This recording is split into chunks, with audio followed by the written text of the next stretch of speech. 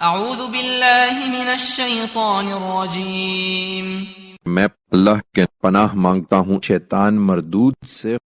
وَلَئِن سَأَلْتَهُم مَّنْ خَلَقَ السَّمَاوَاتِ وَالْأَرْضَ وَسَخَّرَ الشَّمْسَ وَالْقَمَرَ لَيَقُولُنَّ اللَّهُ فَأَنَّىٰ يُؤْفَكُونَ۔ حقیقت یہ ہے کہ ان کی عقل ماری گئی ہے۔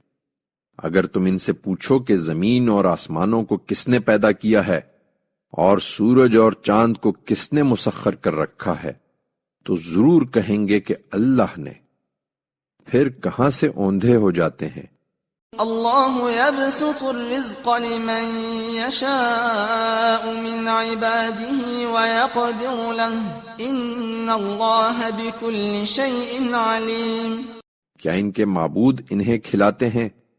ہرگز نہیں، اللہ ہی اپنے بندوں میں سے جس کا رزق چاہتا ہے کشادہ کرتا ہے اور جس کا چاہتا ہے تنگ کر دیتا ہے۔ بے شک اللہ ہر چیز کا جاننے والا ہے۔ وَلَئِن سَأَلْتَهُم مَّن نَّزَّلَ مِنَ السَّمَاءِ مَاءً